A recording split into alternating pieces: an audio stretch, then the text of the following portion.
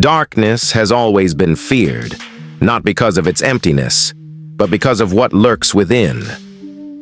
In the town of Black Hollow, a place steeped in mystery, an age-old legend whispered among the locals warns of a presence that consumes those who stray too far into the night.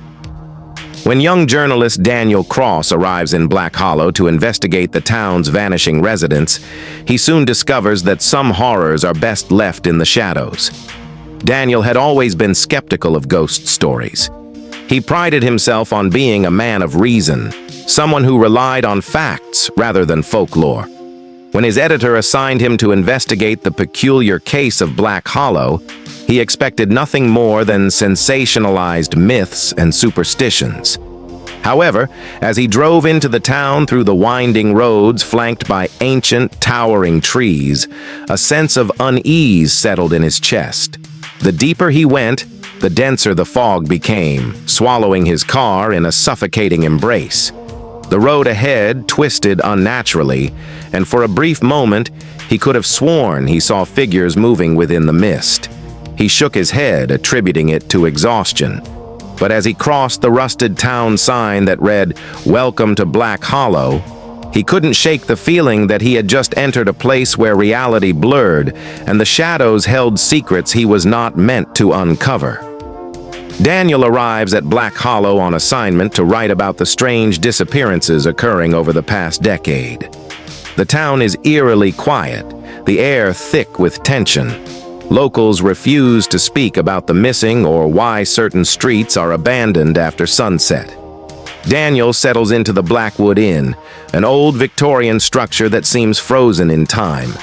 The owner, an elderly woman named Martha, warns him, "Stay inside at night.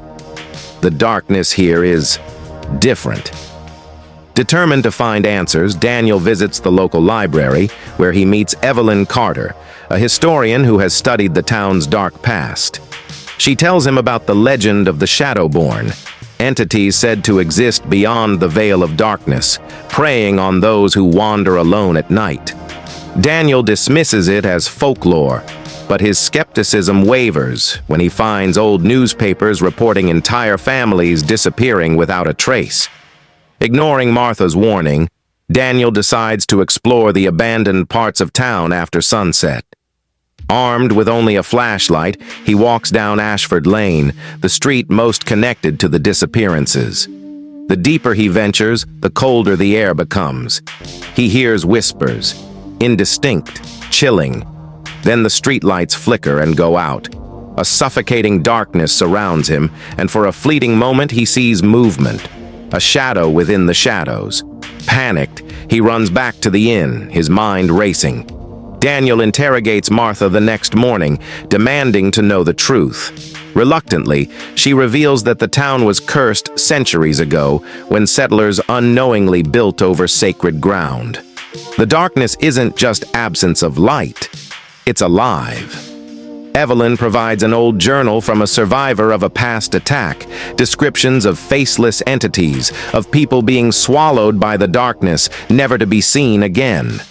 That night, another resident, Greg Thompson, vanishes without a trace. His wife, hysterical and inconsolable, swears she saw the shadows come alive in their bedroom. "They slithered," she gasps, tears running down her face. "They reached for him, pulled him away, and then he was gone." Daniel, now convinced of the supernatural threat, feels an overwhelming sense of dread. He spends hours in his room, poring over old texts and eyewitness accounts.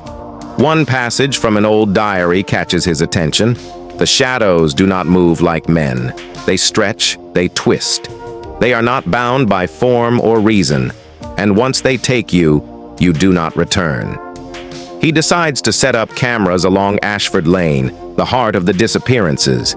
If the shadows are real, he intends to capture them on film. Reviewing the footage the next day, Daniel sees something impossible. Shadows moving against the laws of nature, stretching unnaturally, reaching for the camera before static takes over. He shows Evelyn, who insists they must leave. The darkness is growing stronger, hungrier, but Daniel isn't ready to run, not yet.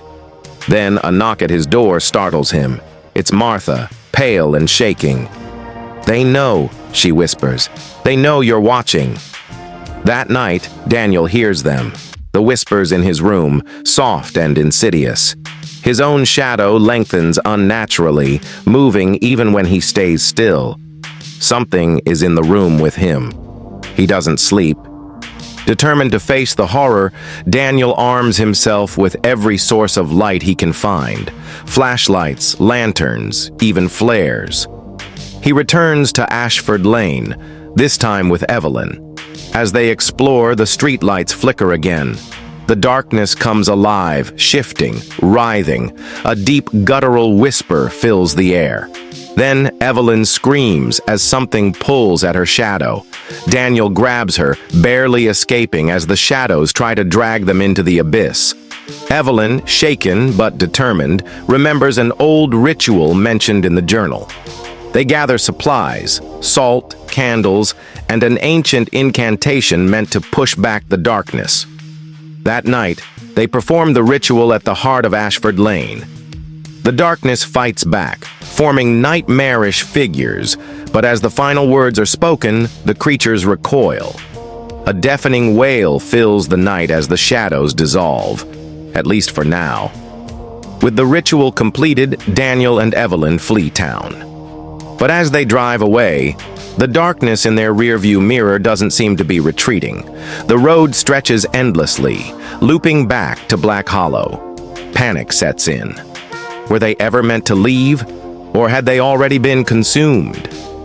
Days later, a new visitor arrives in Black Hollow. They ask about Daniel and Evelyn, but the locals stare blankly. "No one by that name ever stayed here," Martha says. That night, the visitor hears whispers in the darkness, voices calling for help, Daniel's voice. And as the lights flicker, the shadows move once more, welcoming another soul into their eternal grasp.